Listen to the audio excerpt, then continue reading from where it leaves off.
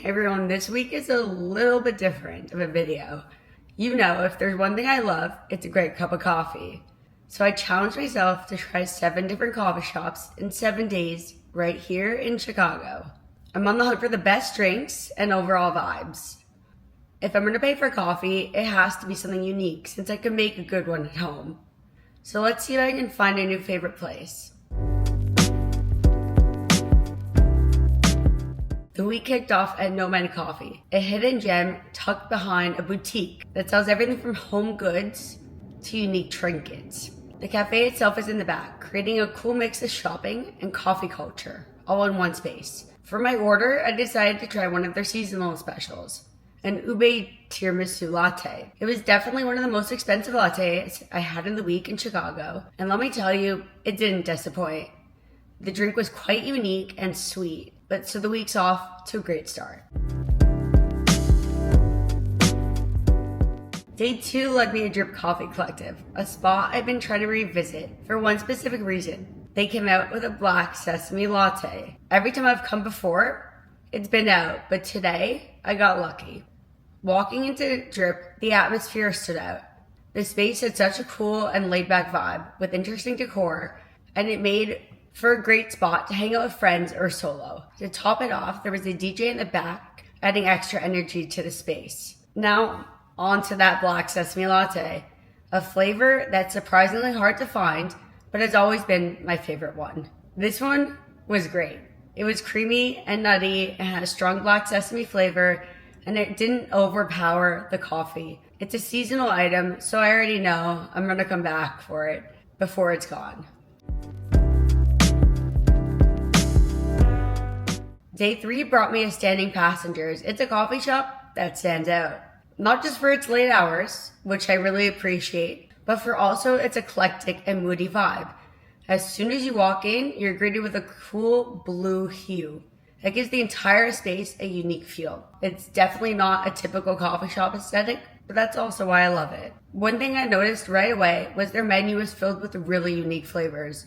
I ended up going with a blueberry pancake latte. The flavor was subtle, not overly sweet, but just the right amount of balance. Overall, Standing Passengers was a great midweek stop. Midweek on the coffee adventure led me to Ralph's Coffee. It's a well-known coffee shop connected to the Ralph Lauren store. From the moment I walked in, you can see why it's popular. It's such a charming and sophisticated interior, perfectly matching the classic Ralph Lauren aesthetic. Luckily, the afternoon I went wasn't too busy. I've seen this place have long lines out the door. Since I've been sticking to my rule of the week of trying a unique drink, I tried their seasonal special, a raspberry white chocolate mocha. I was expecting a hint of raspberry, but I was caught off guard when there was tiny pieces of dried raspberry in every sip. Its added textural surprise made it more unique. It was definitely a fun stop for the week, and I see why they have places all over the country and internationally as well. And it's one to check out if you're here in Chicago. Day 5 on my coffee adventure took me to a spot I've seen all over Instagram, Bad Coffee. With a name like that, you'd think they wouldn't take it too seriously, but that couldn't be further from the truth. Their slogan, "Good people drink bad coffee," immediately caught my attention for its quirky, laid-back vibe. This place is truly a hidden gem. Quite literally. It's tucked away in an alley, which makes it a secret spot only locals know about.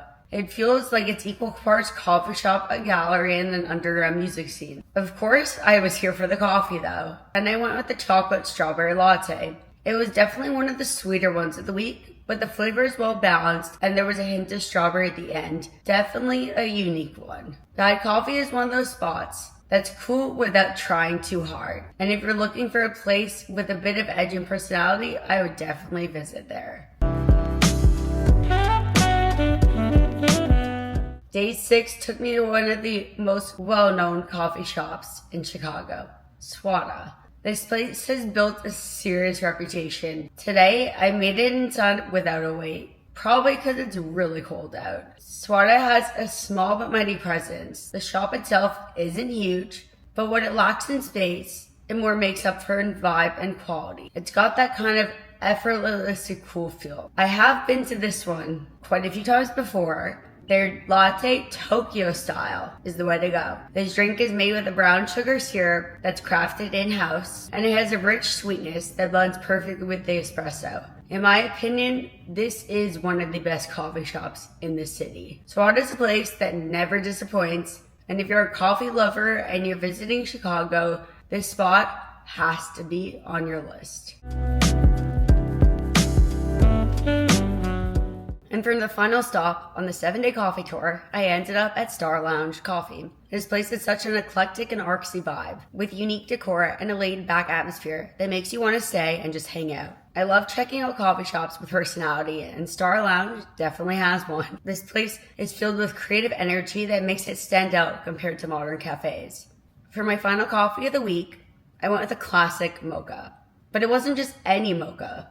They melted down real chocolate into the coffee instead of using a syrup, which gave it a rich flavor. It was a perfect mix of espresso, velvety chocolate, and just the right amount of sweetness.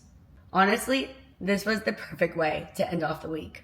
7 coffee shops in 7 days, each with its own unique personality and character. It's been such a fun experience discovering new places. I already have a growing list of more. If you want to see another one of these, let me know. And thanks for watching.